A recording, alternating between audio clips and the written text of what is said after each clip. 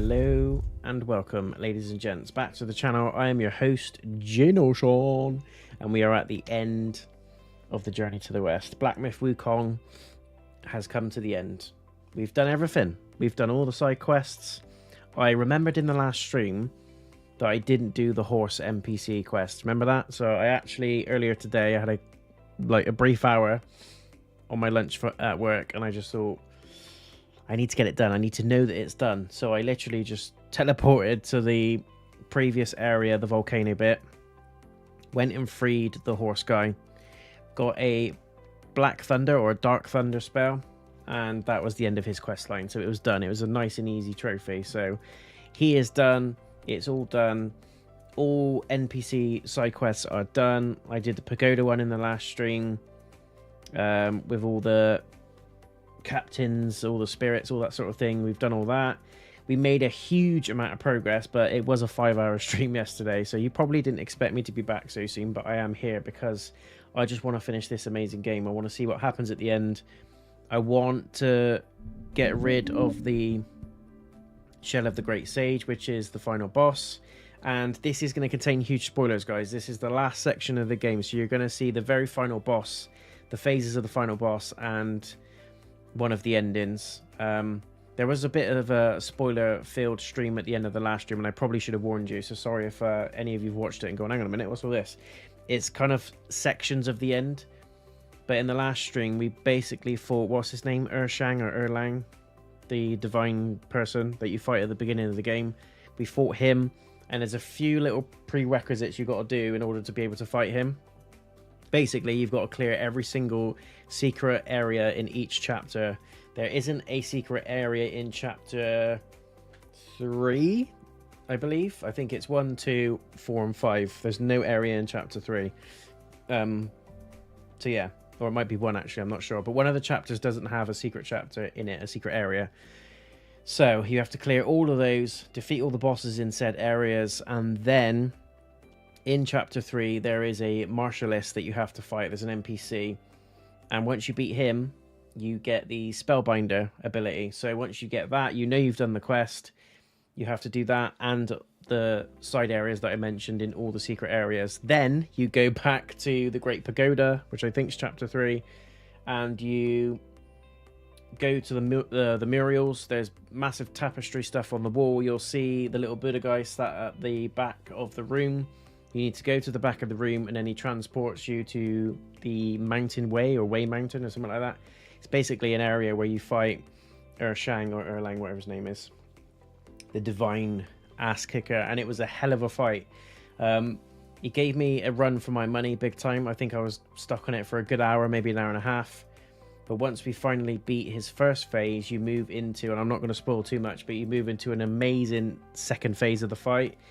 You go a little bit Attack on Titan, you get, you know, Megazord, Power Rangers type thing, and it just goes crazy. So I strongly encourage people to go for the secret ending, if you can, because that forms part of it. So you need to do that section, and then you come back to the main story to fight our guy at the end of the main story. And once you beat him, then you get a different ending. That apparently what we're going to do, hopefully what we're going to see today, if I've done everything correctly, we're going to see the true ending of the game, which is the best ending you can get, the truest ending to the story, and the ending that the developers and publishers intended for people to see. Not just the standard, you play through the game, don't do any of the side stuff, and you just complete the game. That's a good-ish ending, but apparently it's quite abrupt, it's quite short, you don't really see much, whereas this is more satisfactory, and it completes the whole story, and it's actually true to the lore and the myth of the story itself as well. So I'm hoping I've done everything correctly. If not, I'm going to look really stupid, but we're going to have a great time either way, no doubt, fighting this final boss. So yeah, again, it goes without saying, guys, but this video / stream is going to contain huge spoilers. If you're watching this on demand and you're not watching it live, there is going to be some timestamps in the description below. So if you want to skip ahead to the review, or you want to skip ahead to the boss or the ending or whatever, you just want to see certain bits of it, feel free to hit that up as well. But we are here right now live, and we're going in live. So we did a massive amount of stuff in the last stream just to catch everybody up, because it was a huge stream. I was streaming for about 5.5, 6 hours ish. In the end, it was huge. I was playing till about 12:30, 1:45 a.m. I had work, and I woke up this morning with a stonking headache because I was playing for so much. But I only really do that with games that I really get into and enjoy, and it's normally games like Elden Ring, Bloodborne. I just stay up till stupid hours just playing them. I just get absolutely invested in the world, invested in the characters, and this game did that to me. I have got a few gripes with it, but nothing groundbreaking, and I do honestly feel that this is going to get Game of the Year. I think Space Marine 2 may give it a good run for its money, but I think as a collective package, in terms of what they've delivered, the story, the atmosphere, the characters, I think this is a strong Game of the Year contender. If not, I think it will win it, personally. Unless something drastic comes out in the next month or two that we haven't heard of, that's one of those October, November releases, the big hitters, and then it just comes out from underneath the game. I don't know, but my personal feeling is Wukong is going to steal it. And it does deserve it as well. So, are we ready?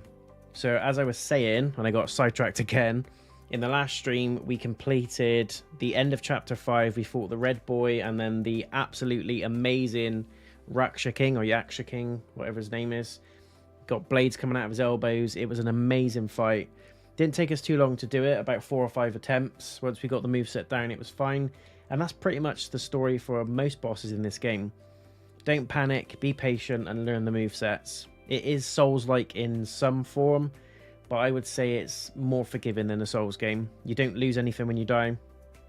All your HP, stamina, items, everything else is completely replenished. Whereas in a Souls game, you've got one chance to go back, get it before you die and before you hoof it. So it's a little bit more forgiving in that sense. So it's not a Souls game. I would say it's more akin to like Devil May Cry / God of War. That's kind of what the combat and the mechanics remind me of. However, there is boss meters, there is boss bars, there is a skill tree, there is elements and things that remind people of Souls games that are in this. So you can build your character into different things. You can make it a mage type build and focus on mana and spells, or you can go heavy with attack. So there's elements of Soul stuff here, but on the whole, it's very much a Devil May Cry / God of War game, in my opinion. Great combat and all that sort of thing, but I'm going to save my full breakdown of the game, hopefully, for what's going to be the end of this stream. Unless we're going to be stuck on this boss for about 6 hours, I don't know.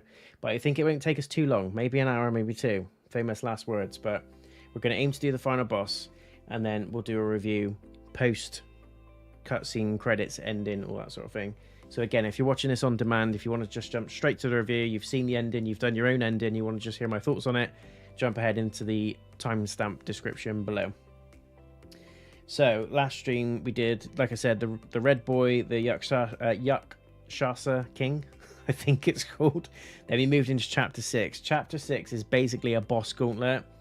I was super amazed that I managed to do the Supreme Inspector guy first time. Do you know the massive guy with the feathers, the wings, and he's got a hand for a face? Did him first time by the skin of my teeth, I might add. But it absolutely blew me away that I did it the first time. I was so chuffed with myself because he was quite a tough boss, and I've seen a lot of people online saying that they're stuck on him, that it's it's crap, it's horrible, they can't get past it. Maybe it was a bit of luck, maybe it was a bit of good timing, but I did him first time and I was very happy with that. I hated the cricket bit. There's a massive grasshopper thing you got to jump on, you got to pull his antennas off, and then you get the antennas of Wukong back. Sure, why not? The mantis boss sucks royal ass. Won't spoil too much, but there's a bug that you fight as part of Chapter 6 that's literally in the stomach of your friend. You dive down his throat, it's as crazy as it sounds, and you fight a mantis in his stomach and his insides. But this mantis has all sorts of devilish moves, fast, slow combos, mixes them together, and he's got about a 56 combo train that just spins and spins, and when you think it's over, he stops, spins again, and his attacks hit like an absolute truck. So that wasn't fun.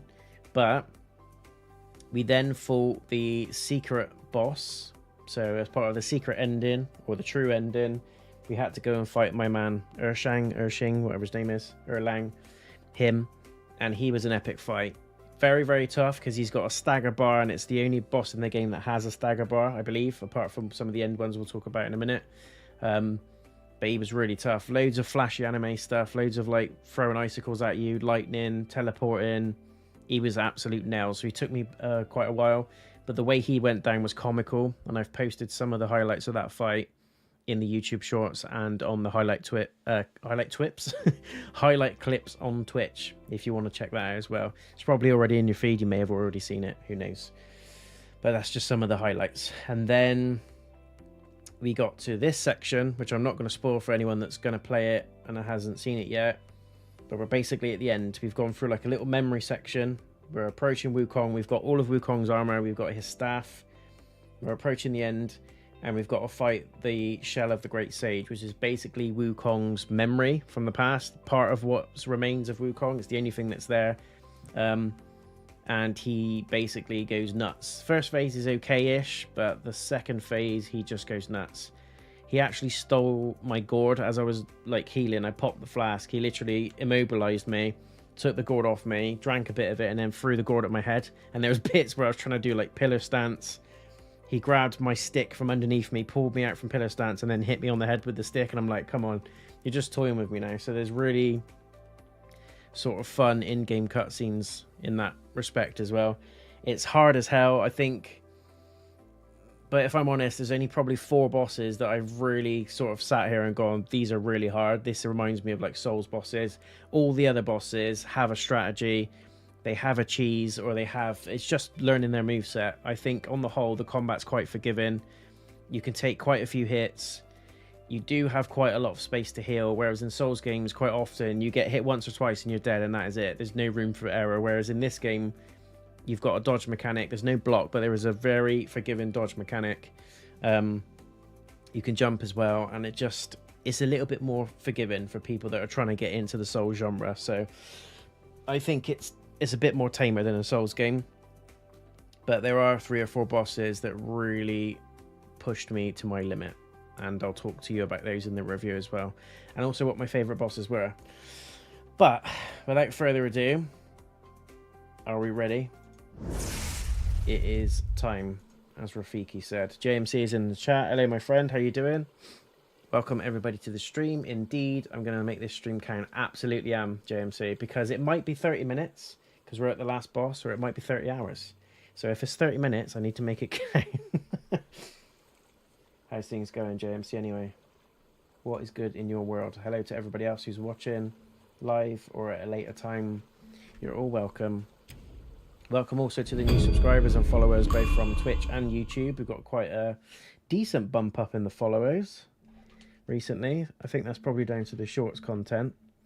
A lot of you are laughing at my rage moments. Well, it's going to happen. It's going to happen. Especially with a game like this, it's going to test your patience to the T.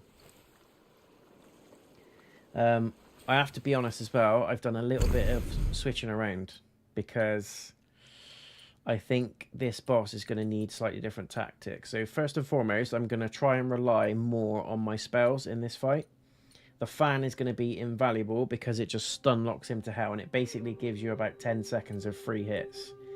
I've swapped my armor to Wukong's armor because it gives me more mana, which means more spells and more fun. I've got the Amber Prayer Beads on, which builds up my focus points. This is just great for defense. It boosts your defense by 32 points, and I haven't taken it off. As you can see there, it deals damage to surrounding enemies upon me taking hits as well. So it actually damages people slightly, which is awesome. And then the third one I've got is the Thunder Flame Seal, which increases my mana. It's a bit of a cheese one. I was going to put something else in, like the Tiger Tally, which is boost your attack after like combo hits. But I thought, I'm going to need magic. I'm going to try and rely more on magic in this fight than anything else. I've got a couple of gourds, but nothing crazy. So that's my maximum health gourd, which I'll pop actually in a minute. That's going to save my life, hopefully. It's a full health revive. And I forgot what this does. Grants a large amount of focus, and that one is a cost no action for stamina. Yes. I'm probably going to get smashed up, but I'm going to change my tactic ever so slightly. We've also got our headbutt guy, standard, and we've got Wukong staff, standard. The things I've swapped around that I thought I'd give a try is I've taken out the pillar stance, because I found when I tried it yesterday, he just kept knocking back my pillar stance, especially in the second phase. It just wasn't doing anything. He was literally just pimp slapping me all over the shop. So I thought, why not put all those focus points into the smash stance? Because a lot of the stances that you do and the attacks that you do in this stance are aerial. So they're like, you're literally flipping in the air. So he's, unless he immobilizes me mid-air, in which case I'm pretty safe anyway, he's not going to stop me, if you see what I mean. I also need to remember to stop him stealing my gourd and to stop him or preventing me from healing. I need to try and heal when I'm in cloud step. So when you're invisible, that's when you should heal, or be absolutely miles away, because I've noticed he does this move where he sort of looks at you, he lifts his finger up, and just as he clicks his finger, it immobilizes you, and that's when he steals your gourd. And it's normally when you're about to heal. So that's normally just in phase 2. I may use Pluck of Many. I'm still going to use Ring of Fire because it builds up my focus points. And one thing I read yesterday, which I didn't realize, if you stand in his Ring of Fire, it buffs you as well. It doesn't actually damage you. It's only the outside of the circle of the fire that does. So that's interesting. I think it's just going to be a case of going in, seeing how we get on, and then just tweaking our tactics. But we didn't do pretty badly on the first attempt. There was a third attempt where I just got slapped in the first phase. I wasn't really paying attention. It's probably because I was tired, but yeah, everything else is the same.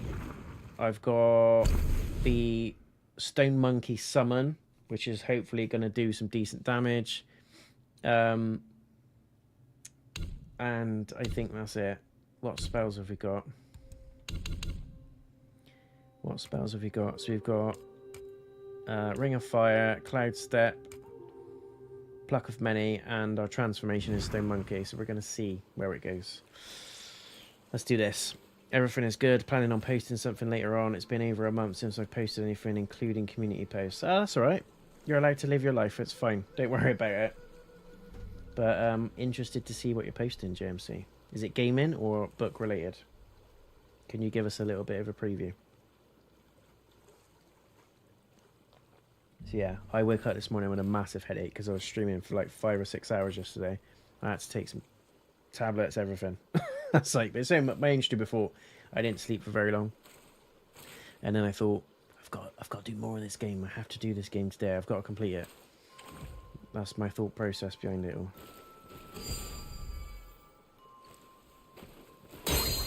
Right.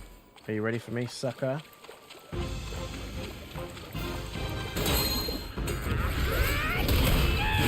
Oh, Nora, look at that. Look at the damage. Yeah,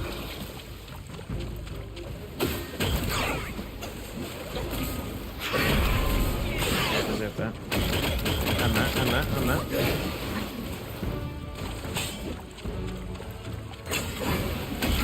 Okay.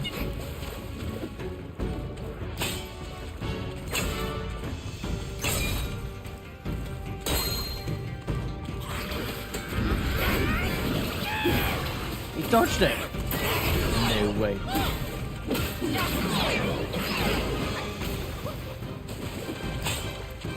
This is my new tactic.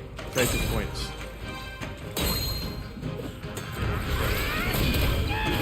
What's up? What are we gonna do, baby? What are we gonna do, baby? I'm the Wukong. I'm the master of this swamp. Yeah.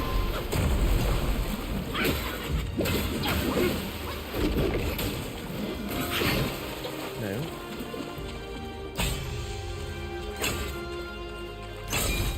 I haven't used the flask or anything yet. So far, so good. Don't jinx it, feel anything. Dodged it! No way. I need to learn to dodge that. It's not good.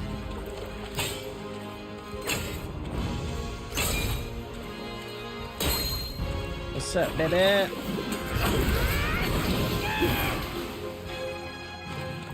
Pop the gourd, pop the gourd. Is he doing Pluck of Many? Oh my god. That's new. I haven't seen that before. That hurts. I keep forgetting he's got the same moveset as me. He's battering me now.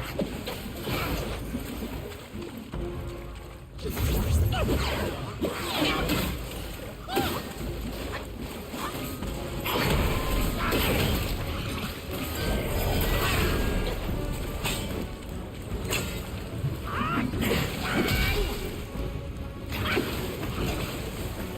on, bitch. Come on.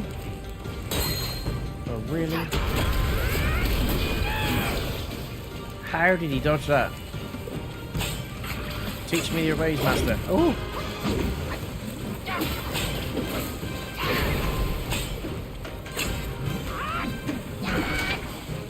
Dude. That is some nuts kind of ting-a-ling. I'm not having this. Yeah, okay, maybe I will.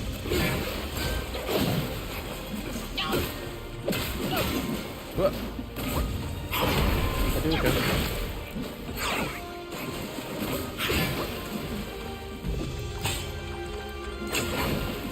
Oh, this ain't going as planned.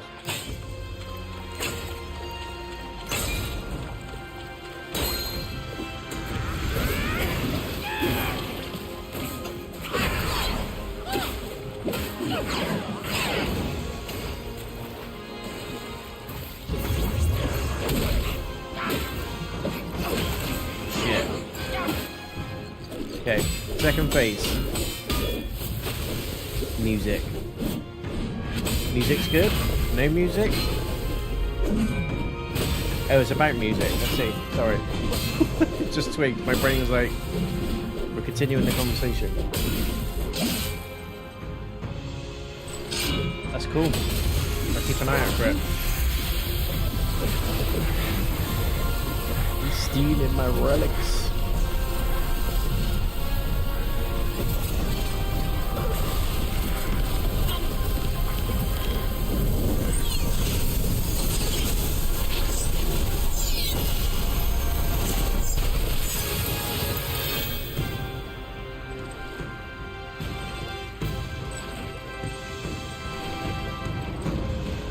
That's badass though, isn't it? Come on. Cool, I like that one. He just walks towards you with the pole over his back.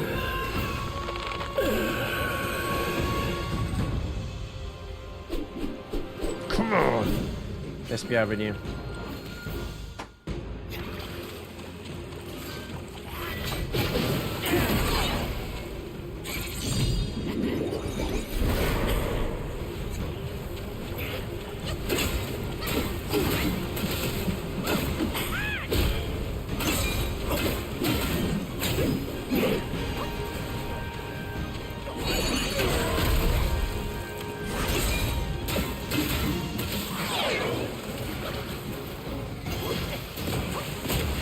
Huh? What is happening? Okay.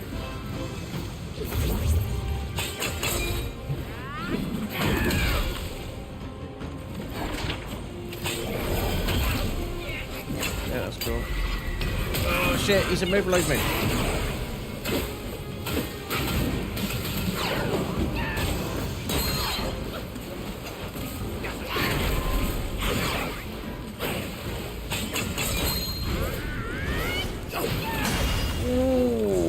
Damage is glorious. Come on, bitch. Come on, bitch. Ooh, hello. Where'd you go? Couldn't do anything then.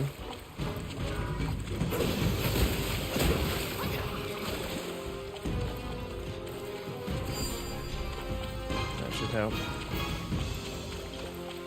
Can you charge?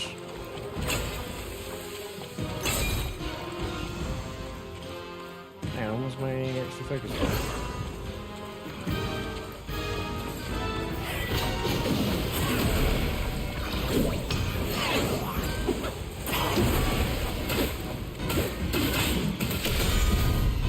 Don't kick him. Oh, I shouldn't have done that. Yeah, that's nails. That is pretty nails, I don't mind.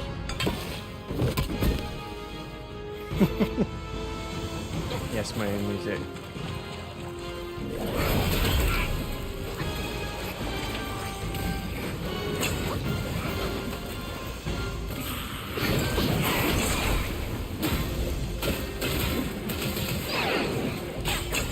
Go. Yeah, boy. Ooh, you got your ring, have you?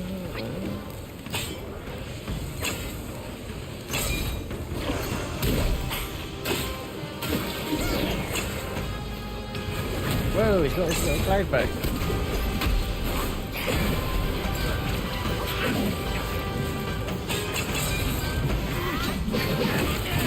Wow. I don't know why, but I can't move. Invisible wall. Bullshit.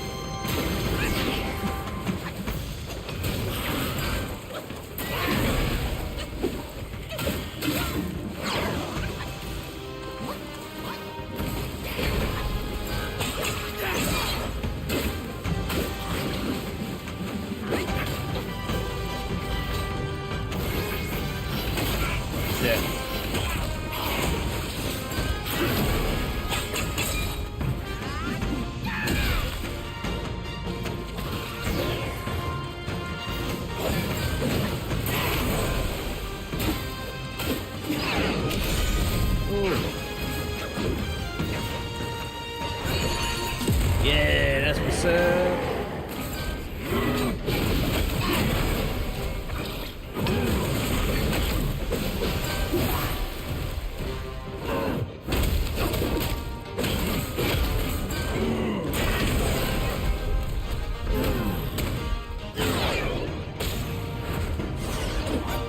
Pretty painful that was. And that. Oh, there.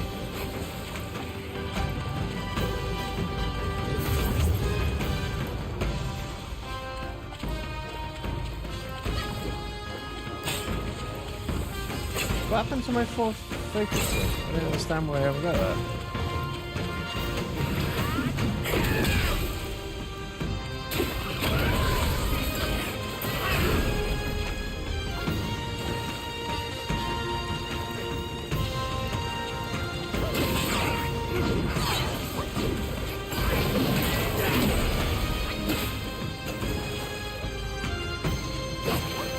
Shit. Oh, there.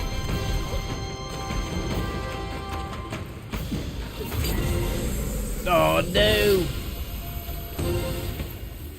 Ah.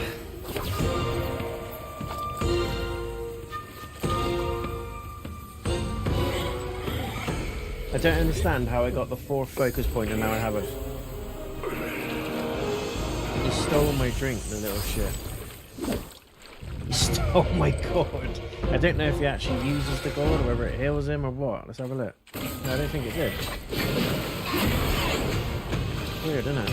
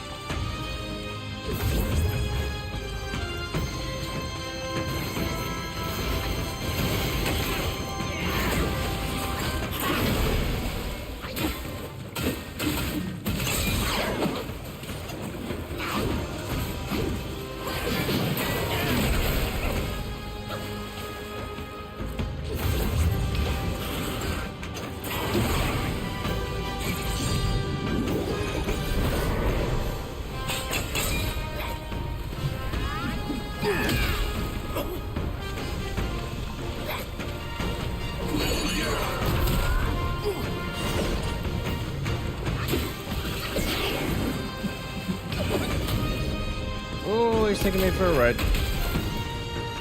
I think I'm dead.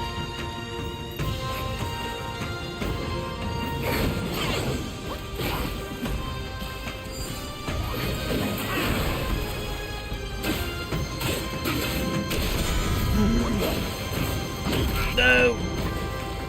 Please!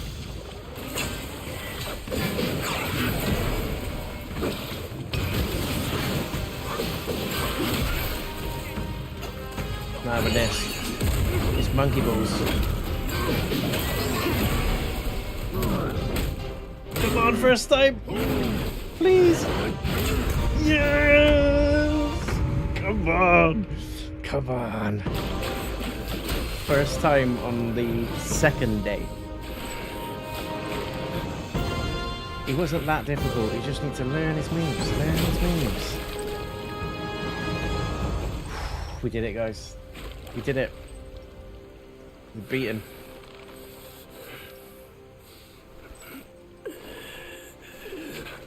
First damn attempt of the day. Pleased with that.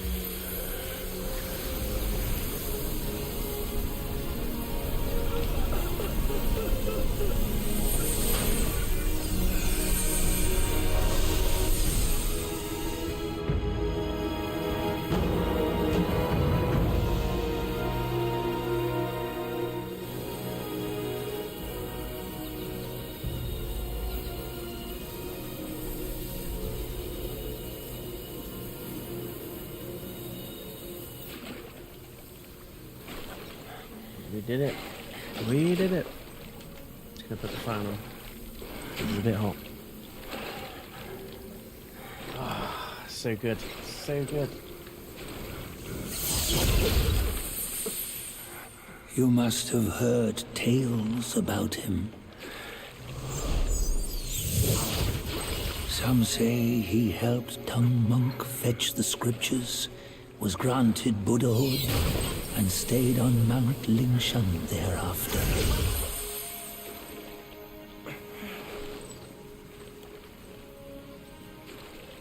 Some say it was not him who was granted Buddhahood.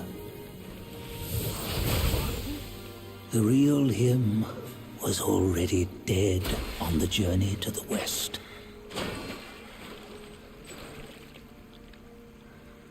Some say that the journey never happened.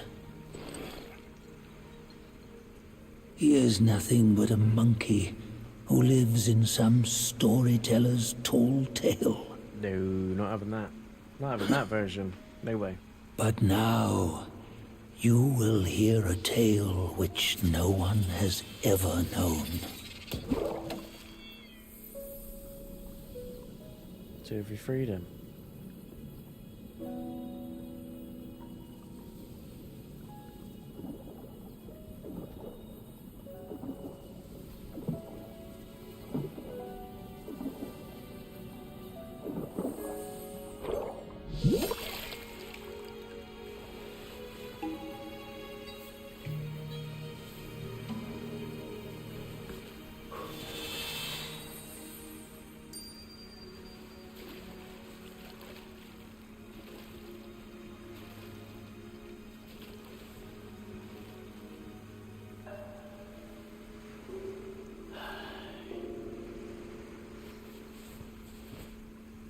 I don't want it to end. I didn't expect to do it that quickly.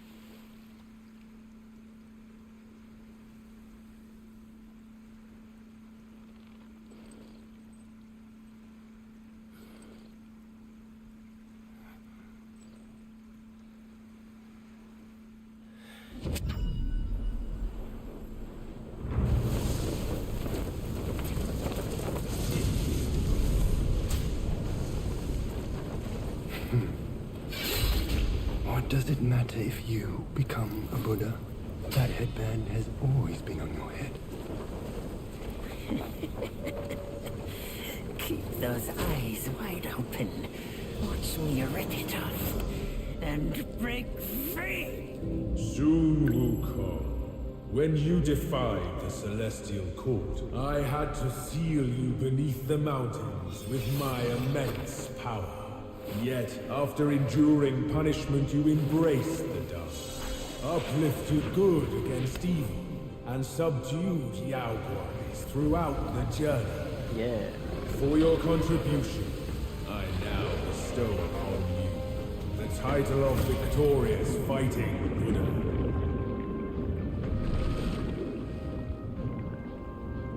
He defied the Celestial Court, and the Jade Emperor imposed 3 ordeals. Only when the chicken finishes pecking the rice, the dog laps up the flowers, and the lamp burns through the key, the rain will fall.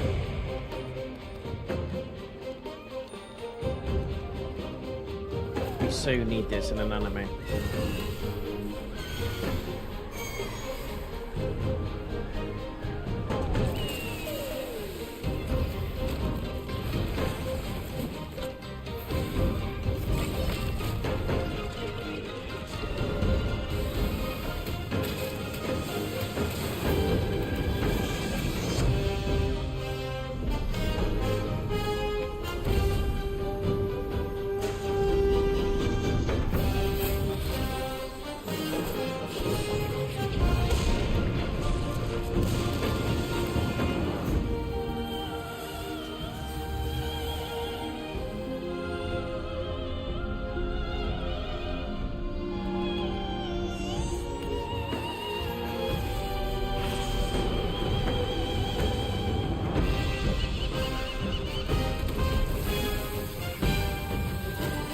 It's literally showing the story of him.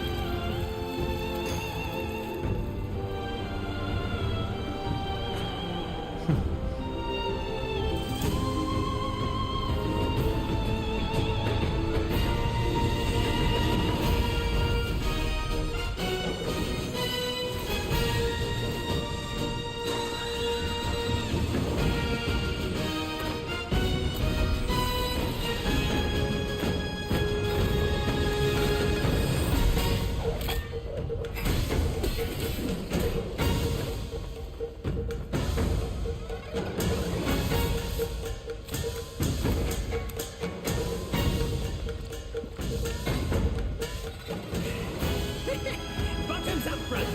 One final toast before we crash the Celestial Palace!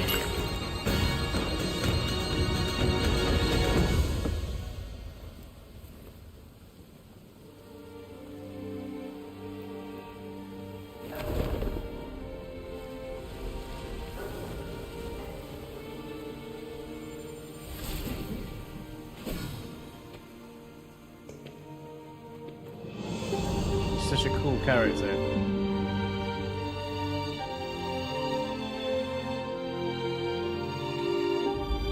What a game. What a game. Game science. That's how you make games. That is how you make games from start to finish. Well guys, I'm going to let you enjoy the credits and then we'll come back, I'll do my thing and we'll talk about the review, but if you're ducking out, that's Wukong done. We've completed the whole damn thing. There's obviously replayability there to go back and do New Game Plus and all that sort of thing, but I've done all the side quests, done all the NPC stuff, all the main bosses are done. I did all the side areas, there's just other bosses in Chapter 6 I haven't done yet, but all in all, we're there. So that is the end of it. But if you're sticking around for the review, please feel free to do so after the credits. If not, I'll see you again in the next video or stream. Game of the year for me so far. For those sticking around for the review, I'll see you in a sec. 大地凋零依然，得了千秋功名，千千万生灵涂炭。故事被谱成曲，全是分合聚散，曲唱成歌，最怕平凡。 群生万物，本来皆天梦一般，英雄被写成诗，只剩爱与勇敢，是凝成花，杀了悲欢。你我原是无惧无数生，天不收来地不管。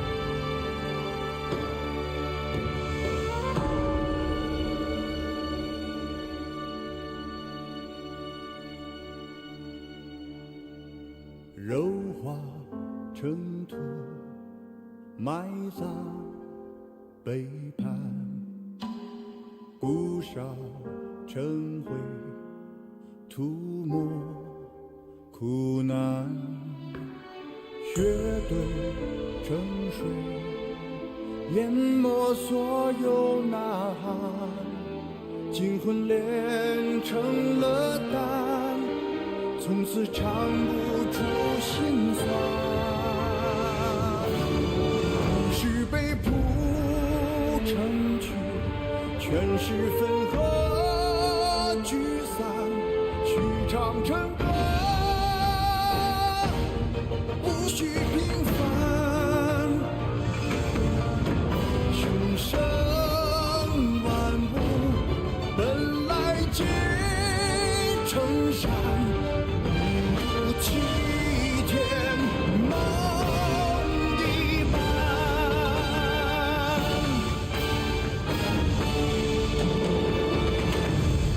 英雄被写成诗，只剩爱与勇敢，是凝成花，不容悲欢。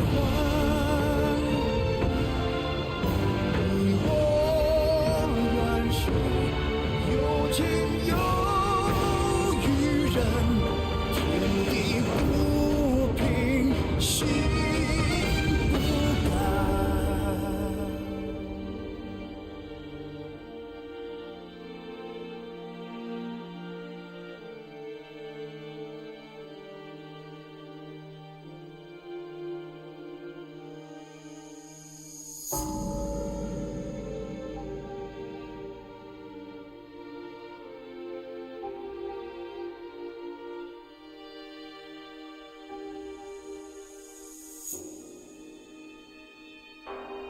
他们被说成书，区区八十一难，书刻成碑，光明灿烂。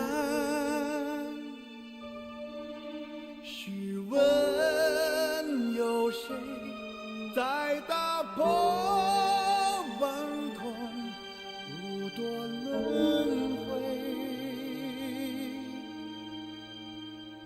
万古传。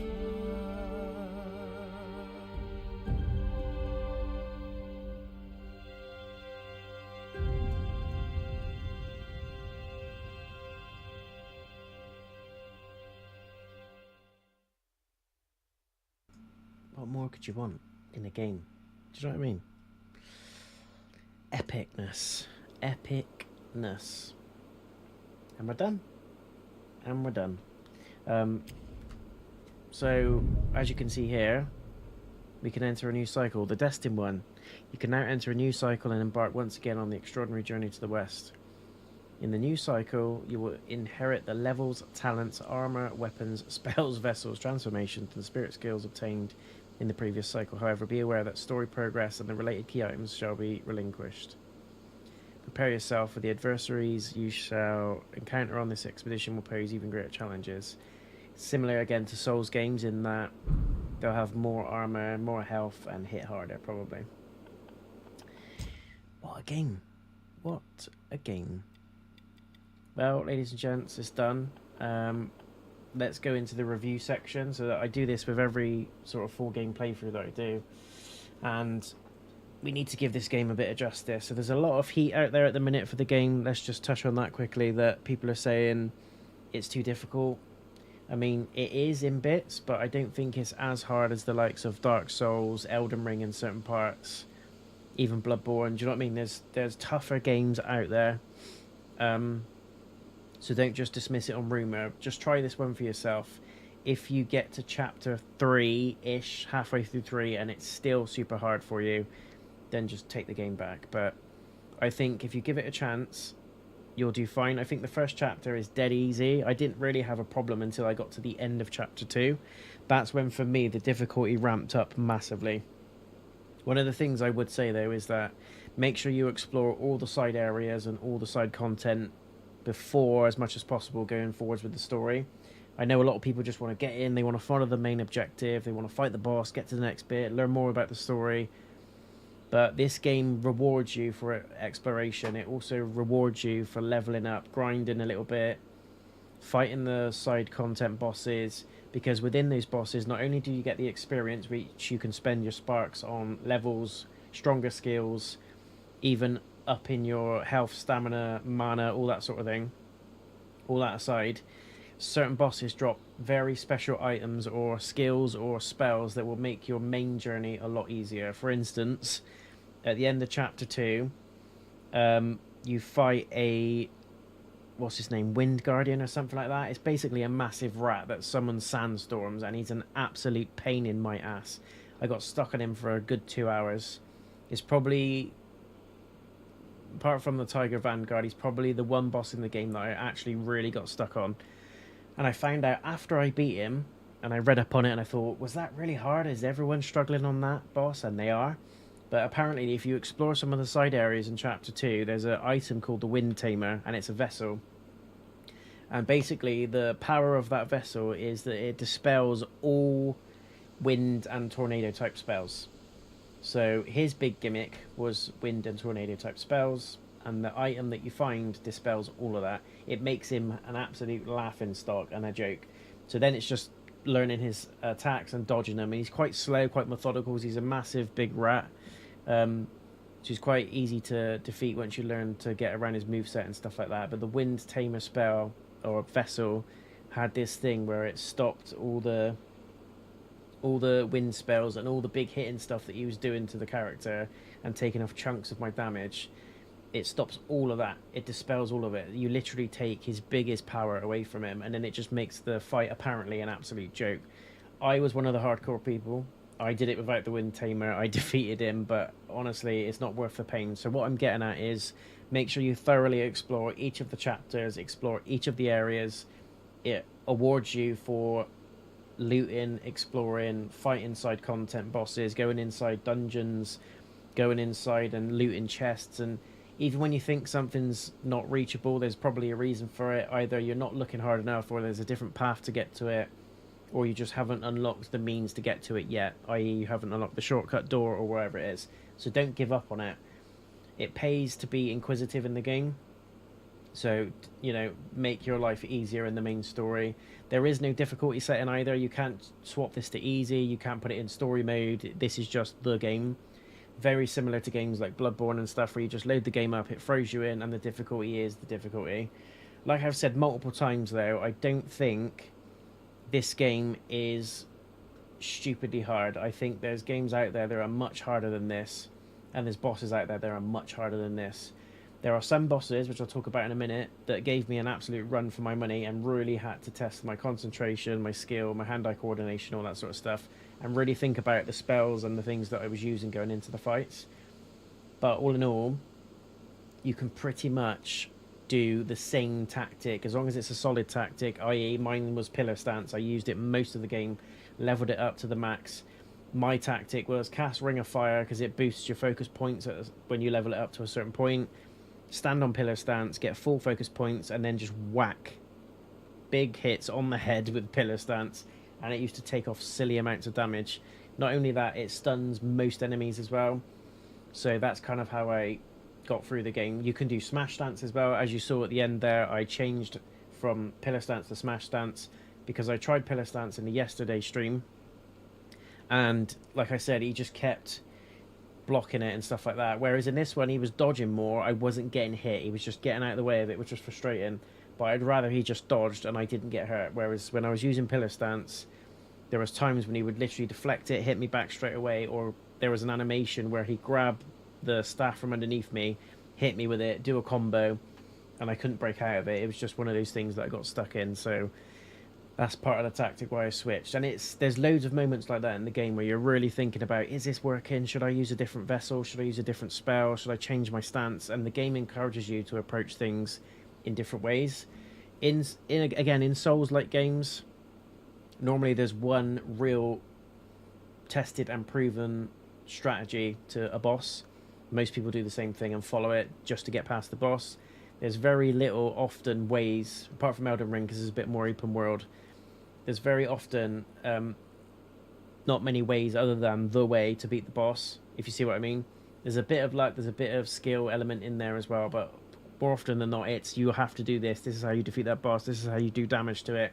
Whereas in this game, you can defeat bosses in a multitude of ways. You can use magic, you can focus your points on that, you can build a really defensive type character where you've got high armor defense, and you're just doing real strong heavy attacks and you're not doing any light attacks. That's kind of what worked in the last boss there. I just backed away in the first phase because he was just walking towards me slowly, gave me a chance to charge all my focus points off and just hit him with big hits.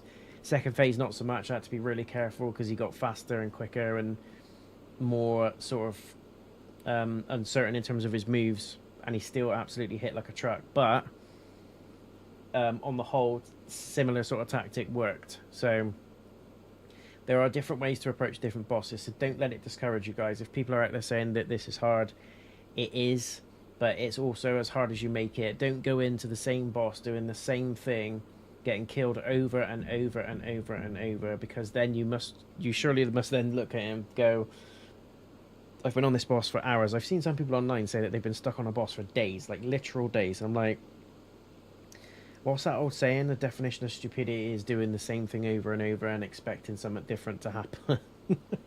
So just change your tactic. If something's not working and you've been stuck on something for hours, you're clearly doing something wrong. You've either got the dodge mechanic wrong, you've not mapped the moves correctly, you're not doing enough damage, you haven't got enough mana, or whatever it is, or you're using the wrong spells, or it's ineffective against the boss. Just try and test different things. The beauty of the game is you can afford to test different theories, and it doesn't lock you into a certain build either. Like, for example, like I said, I played most of the game in pillar stance. I put all my points into it, and I had a little bit of mana, but then at the end there, I realised I need more magic, I need more spells, I need more power. I need to lay off of the getting in, throwing in loads of hits, because that's opening up risk of me getting deflected with Rock Solid and all the other moves that he had. So the tactic then was to just back off, go in on the defensive, load up my focus points, and then just hit him with massive attacks. Run in and hit him with the massive attacks, and then back out. Heal from a distance, not close, all that sort of thing.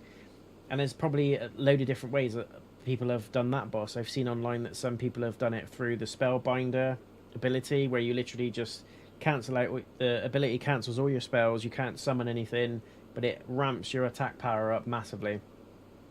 So if you're good at the dodge mechanic and you're good at reading the moves of the enemy and stuff like that, and you're quite confident and you're quite an aggressive player in terms of fighting the bosses, that will probably pay off for you, whereas it wouldn't pay off for someone that's really sort of dodge happy or spam happy, or someone that's not always conscious of watching the stamina bar and stuff like that. So the game can tailor to you and how you play it. And also a great feature of the game is that you can respec your points at any time. There's no, whereas again, like a Souls game, you put your points in and quite often they're locked in, you can't do it. There's the odd occasion like the larval tears from Elden Ring where you can respec your points, but it's a rare item, it's a one-time drop kind of thing. Once it's gone, it's gone, and there's only a set few of them in the game as it is. It's not like an unlimited supply of them, whereas in this, you can respec your points at any time. You can take it from certain skill trees, put it into another, and keep the rest as it is. Or you could just go, actually, I want to just dump all of it into health and my power stance and this and that. And you could just literally respec get all the points back that you've spent and respec them back all into something else, if that suits you. So that's literally what I did at the end. Kept everything the same. Just stole a couple of the points from the other immobilize spell and stuff like that, which I wasn't using. And then I put it into getting more mana, more health. And then the other points that I took away from pillar stance, which I had a full tree of, I just put it all into smash stance. And that's what absolutely destroyed that final boss in one attempt, by the way, since changing that tactic. So again, try different things, attempt different things, have fun with it, play with it. But it's a game that encourages you to think and to go in tactically sometimes. But on the whole, you could get away with going in, like I said, going in with a massive, fully upgraded pillar stance tree, standing on your stick in Ring of Fire, getting all your focus points, and then just smashing the hell out of everything. And that normally works for 90% of the bosses that you face. But towards the end, it definitely ramped up in difficulty. But I would say Chapter 3 was the hardest. It was the longest, the hardest, and I just wanted it to be over. It just felt really drawn out in times. Kind of edging into the story a little bit now, but it just felt like it was too long. It either needed to be another chapter, so we'd have Chapter 3, 4, 5, then 6, rather than Chapters 1 to 5. But for me, it just felt a little bit drawn out. Loved the areas. Everything about the level design was excellent. Perfect scenery, lovely backdrops, amazing different worlds. We had like a fire world. We had a world that was just snow-covered mountains. One world which was like autumn and spring. And it was on like the side of a mountain. There was loads of villages that ran around the side of the mountain. In the beginning, we were in like a slum type place. So it feels like a living, breathing world. And whilst it is not an open world game, it definitely feels like a semi-open world game. It's fairly linear, but there are lots of... The maps are huge, the levels are huge, and the chapters are huge. And you can explore side content, side areas, buildings, stuff like that. So it does feel like it's open world, at least sort of semi-open world.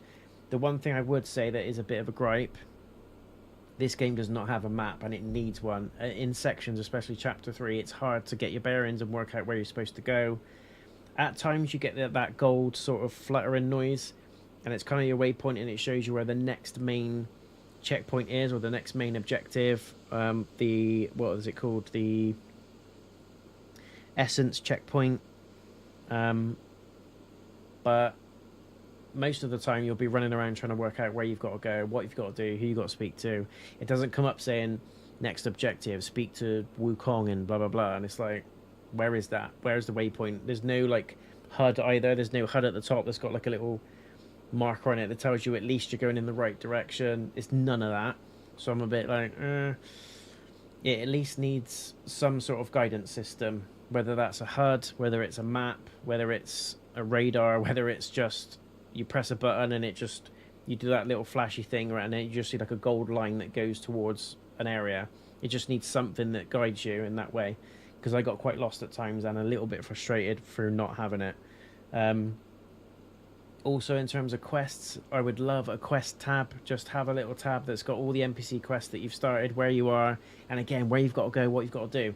Have a little checklist of stuff, because I had to use half a guide online and half a spreadsheet. I just kind of had to map all the quests from a guide, copied it over to the chapters that I was on, and I had to literally just make sure that I was doing the right points in the guide at the right time. If I didn't do that, I would not have been able to complete 90% of the quests that I did, because it's just not clear on where you've got to go and what you've got to do. So a map, a quest tab, an NPC tracker type system would be great. When you unlock the fast traveling between the checkpoints, there is a thing. I only noticed it about 4 hours into the game, but when you select to go to a different area, you'll see that there's a little icon of a face on some of the checkpoints, and that's basically to tell you that that NPC is in that area, so you can fast travel to that at least, and you know where the NPCs are. But then it's just trying to work out, what do they want, what do I do? So if you're really not paying attention to the dialogue, you can easily get lost in terms of where you've got to go and what you've got to do and what the NPC is asking you to do. That's literally how you work out what to do next. You talk to an NPC, they'll talk to you about a load of rubbish, and then they'll just say, can you go to the melon fields for me and do da-da-da because I need to find this scroll? And then you're like, okay. And then that's it. Nothing pops up to say quest updated, or here's the melon fields, or here's the map, it's in this area. It's just, that's it. And then you got to try and work out where that is, what you've exactly got to do, where you've got to go. So I would strongly recommend, if you are keen on doing all the NPC content, and I would encourage you to, because there's some really good items and funny content that you get from doing some of them, is just use a guide. Just make sure that you've got a chapter to chapter guide in terms of the quests. Don't spoil it for yourself and follow a walkthrough, but make sure you've got a guide in terms of the quests. That's what I did. I just made a list of all the NPC quests on each chapter and made sure that I completed them before I moved on. And also, I would really encourage people to go for the secret ending. I thought it was excellent. It was well worth the trouble, but it wasn't much trouble, of going into all the secret areas in each chapter, defeating the bosses, because them in themselves were, some of them were really hard. Like the one in chapter 4, I think it was, the one in the volcano place, the fireplace, that massive beast that reminded me of the Flame Lurker from Demon's Souls. He was a nightmare. Absolute nightmare, to the point I had to put on a fire mantle vessel. I had to keep popping fire resistance potions. I used all of my gourd to keep me alive. I used all of my magic, and even then, by the skin of my teeth, I beat him. So, and I was at a good level as well. I was in my 80s. So, do you know what I mean? It's just one of those things. And you can actually, if you want to, if you find a good grinding spot, you can actually go and grind the enemies, level up your character, and then progress the story that way as well. If you're finding it super difficult, you can do that and just give yourself a little bit of a head start in terms of the skills that you're using and extra points in health and things like that. So, but on the whole, there is elements of Souls games here in terms of the gourd use. It replenishes your health. You've got a mana, a stamina bar that you've got to manage. You've got armor, you've got certain spells that you can use, but it's all on the front facing buttons. So you've only got 4 skills, if you like, that you can use at a time, and you can switch some of them out with each other. The transformations are excellent. I loved the Yin Tiger. Stone Monkey is my favorite as well, and also the Azure Dust. Why could we not mention the big rock with the legs? Because he beat Ershang or Erlang for me yesterday in climactic fashion. Literally did a front flip and just nailed straight into him and killed him. Why not? Do you know what I mean? And it was the only summon, apparently, I found this out after, it was the only summon, or transformation should I say, that he can't knock you out of straight away. So when you transform into something else, like when I first fought him, I transformed into the Yin Tiger because that was my go-to for most of the game. And then all of a sudden he was like, oh, Yin Tiger, da-da-da. And then he'd turn into like the bird, and the bird would hit me, and it would knock me out of the transformation straight away, so I couldn't use it. But the Azure one was the only one that he doesn't knock you out. It just kind of like slowly walks around you and just gives you a load of dialogue, and you could just keep rolling and hitting him, so it's just 3 hits. So there's a little bit of a tip if any of you guys are stuck on Erlang or Ershang or whatever his name is. Use the fan. The fan is awesome, especially for the final bosses as well, the Stone Monkey and Wukong, or the Great Sage's Shell. Amazing for those. And use the head button guy. And if you get the Stone Monkey, if you go to Ershang, because you're supposed to, or Erlang, I'm butchering his name probably, but once you beat him, that's how you get the Stone Monkey transformation, and then you can use that in the final fight, which is really useful, especially against the Stone Monkeys, because there's a section where the monkey uses Pluck of Many and creates another Stone Monkey, so you got to fight 2 at once, and it's hell. Just don't get sandwiched, keep him in the middle, all that sort of thing. But it took me a few attempts yesterday to get it done. But yeah, it's a fantastic game. Don't let the difficulty put you off. The only times I really struggled, like I said, is the boss at the end of chapter 2, because I didn't have the item that would have made it 10 times easier. And this is why I, again, encourage you to explore all the secret areas, because 9 times out of 10 in those areas you'll get an item or a piece of armor or a potion or a skill that will make the final boss of that chapter 10 times easier. So it pays off to explore, and the game rewards you for aggressive combat. It's a bit like Bloodborne in that the more you back off and the more you dilly-dally and stuff like that, you're likely eventually going to get hit. You're going to miss a dodge, you're going to miss a counter-attack, and you're going to get hit. Whereas on the whole, this game encourages you to get in close, to hit them, fire some combos out, obviously you got to be aware of dodging and stuff like that and parrying, but it rewards you for a perfect dodge more so, and for the hits versus staying back, because you don't gain anything. You haven't got a block button, so it pays off to get in there and lay out some damage and not be afraid to get up in their grill, basically. But I thoroughly enjoyed the combat, the sound effects, the whipping of the staff, and the variation in skills that you can use. There's a different stances you can pick, there's different spells you can have. So I really, really enjoyed the combat. I think it's one of the biggest selling points of the game. The music, the sound effects, the cutscenes as well. The anime cutscenes you get in between chapters are excellent. It kind of tells the story of the Journey to the West, but also gives you a bit of a backstory to the boss or one of the key characters that you've met in the chapter you've just completed. So it tells you a little bit of their backstory. Some of it was really heart-wrenching. It was really sort of upsetting and soul-crushing. Some of it was really fulfilling and really nice to watch, and other bits I was like, Jesus, this is dark. Like, what is going on? This is Fantasia level of sinister. Do you know what I mean? But graphically, it was great. I did have some real bad frame rate issues, and I'm playing on PS5. So after the patches, I'm still getting some real bad frame rate issues in certain sections. I didn't have it through the whole game. It didn't happen an awful lot, but I did notice a lot of lagging and stuttering and clipping. It was more so when I was just moving around the world, or where you've got a lot of pyro going on the screen, if there's a lot of flash effects or lightning or fire or whatever it is. It was mainly in the open world, not the boss fights, where you're just exploring and stuff like that. If that was happening as well, quite often you get this weird foggy, distilled cloud effect, and it made the game look really weird. It was almost like you were looking at it through like a kaleidoscope or something like that. It was all like blurry and double vision, and then the game would like jutter and like stagger a little bit, and I'm like, oh, okay, this is a bit weird. I thought it was going to blow up, but it didn't. So yeah, I think apart from that, and I've got it on performance mode as well. That's the other thing. It's not like I had it on the graphics mode. I chose to put it on performance mode for this playthrough, because I thought, we're going to be needing the extra frames for the bosses and stuff like that. And even with that on, it's still quite bad. But again, like I said, doesn't happen all the time. It's just here and there, but it is noticeable, and it does wind you up, especially if you're trying to fight an enemy and you're in mid-fight, you're in mid-combat. It judders a little bit, and then your health bar goes down by a good chunk, and you're like, okay, I obviously got whacked in that little section there, but never mind. So yeah, it's unfortunate in terms of that. Music, as I said, excellent. Love the voice acting, love the story.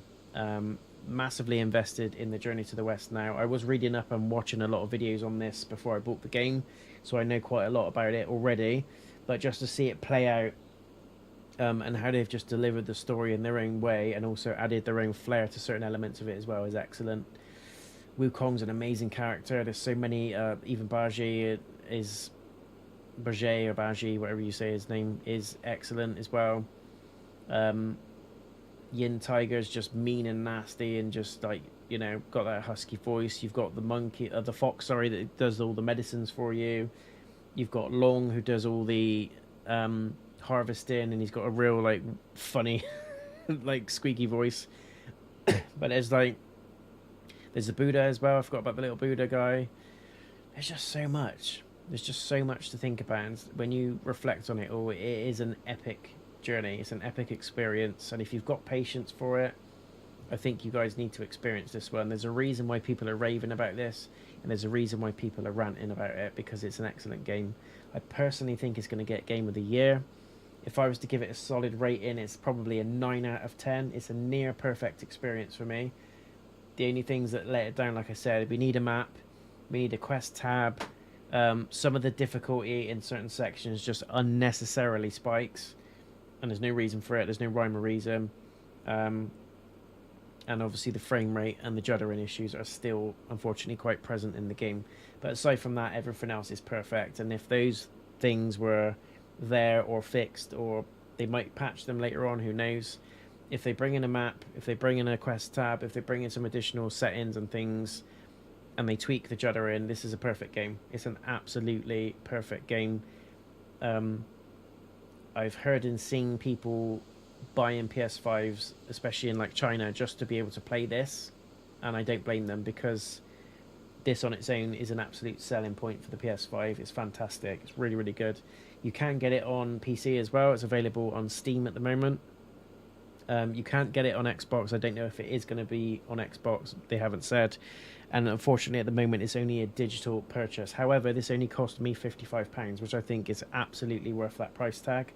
Slightly lower than most digital games that you get brand new on the PlayStation Store. So I was expecting it to be about £70. But I think even at 70, if you're into like an action RPG, you're into like Devil May Cry, you're into God of War type combat, you want a decent story, you're into the mythology stuff, it's worth that as well. If it's £70, it's still worth it.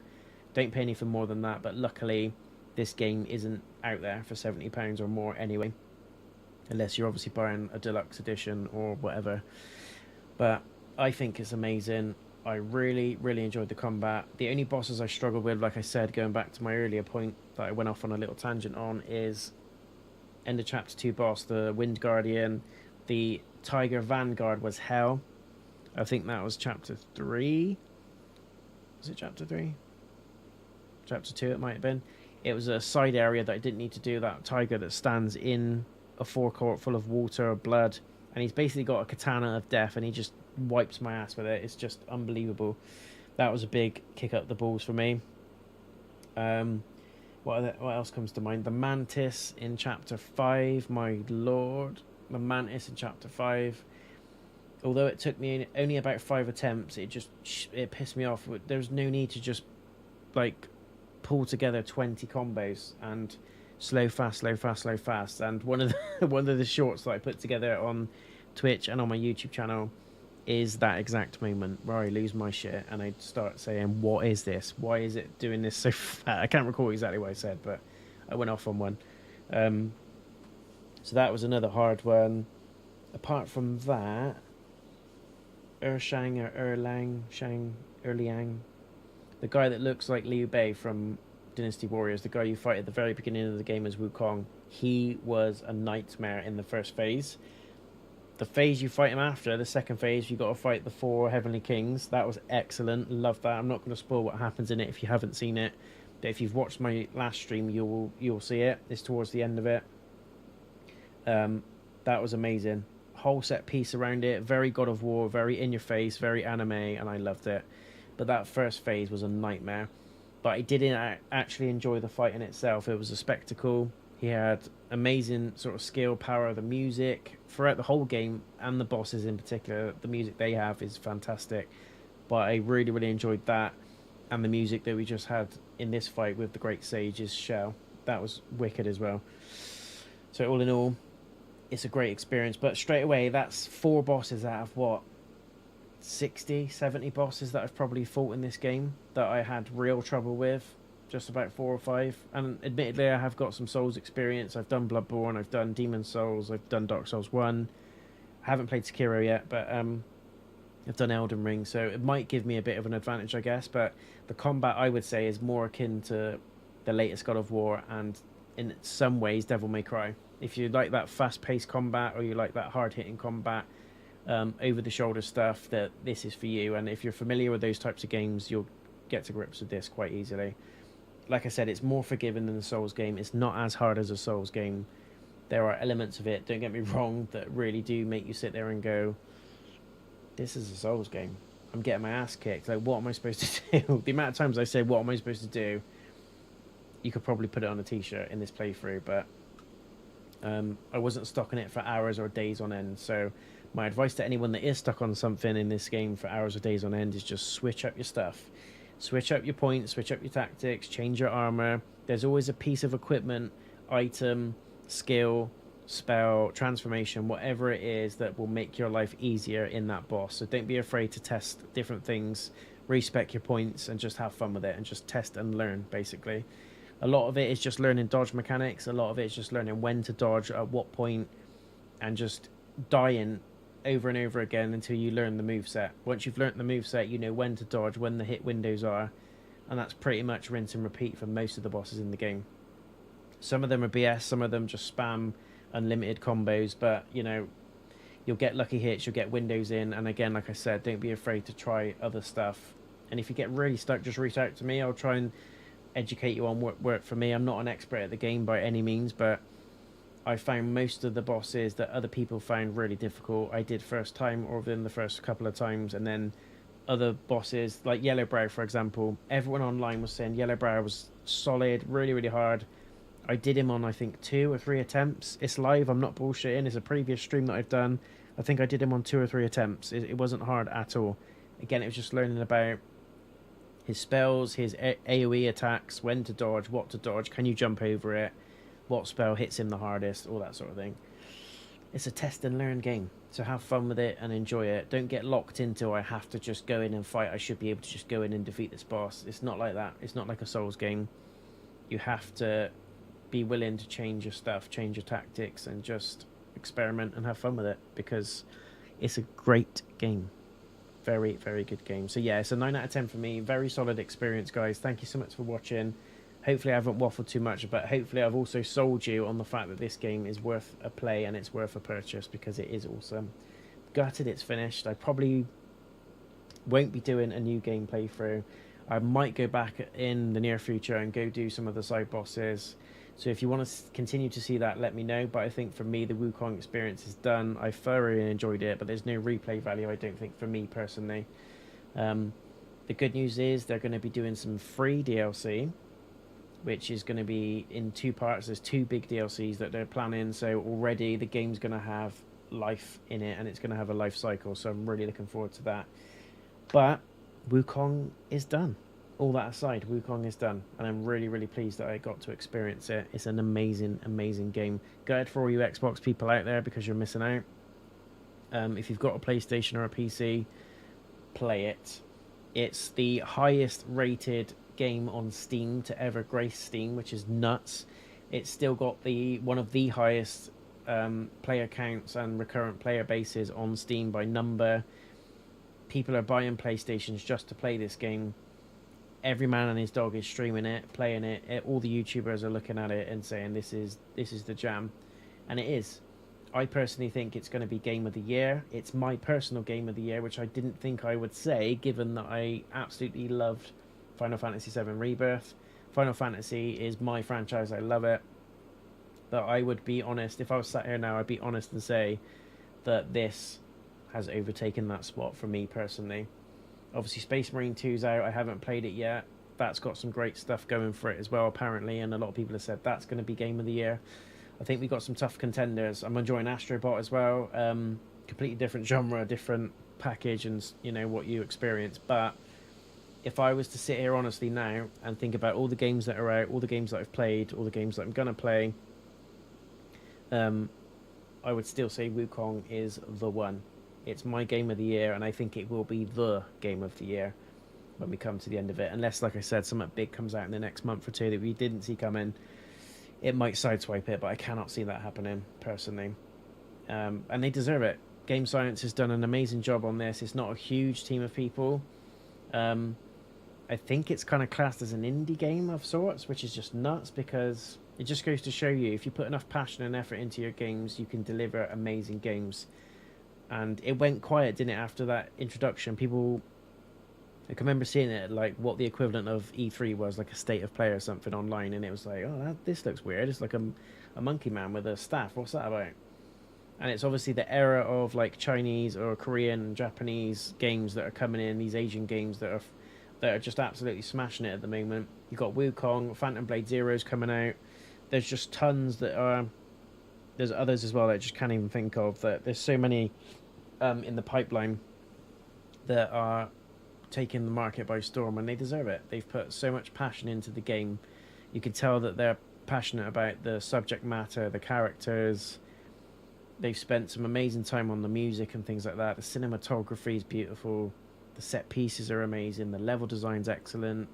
Just the odd issue here and there, like, you know, nice to have type things, like a map, like I said, and objectives and whatever, and, you know, juddering and stuttering in certain things on the PlayStation at least. But that aside, it's a perfect game, and I recommend everybody plays it. So Wukong is done. It's a 9 out of 10. Go and play it, otherwise you're missing out. It's a fantastic experience. I highly recommend it to anybody. And For us next, I'm going to be continuing my playthrough of the Casting of Frankstone. That's going to be an offline upload, but stay tuned for that. And we're also going to be doing more of my friend Astrobot, which we're also doing a live playthrough of as well. So the next part of that is going to be coming up no later within the next week. So it's been a busy time on the channel. I'm also going to be enjoying Space Marine 2 over the weekend off stream. If you guys really want to see some content on that, let me know. But again, every man and his dog, same as Wukong, is absolutely streaming it, putting it out there at the minute. So, you know, unless there's a massive uptake on getting me to do it, I'll just let you guys enjoy it on the internet, on the waves elsewhere. That aside, we need to do our next watch party soon, which is going to be Pumpkinhead, in honor of Pumpkinhead, one of my mods. So we need to plan a date in for that as well. We've also got Halloween coming up, so I'm going to be doing some more spooky content. Silent Hill 2 is out next month, planning to get my hands on that. There's just lots going on. There's just lots and lots going on. Obviously, the usual shorts content, highlight clips as well to come as normal. But my main next fix is continuing Astrobot and continuing the Casting of Frankstone. Both great games, really enjoying them as well.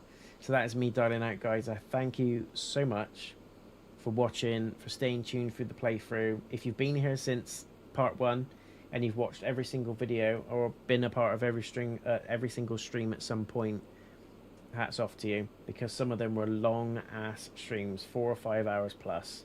And if you've watched all of it, you're an absolute legend, and I salute you. Thank you so much. But until the next time, guys, your host is out of here. Thank you for watching. I'll see you soon. Take care, guys. Peace.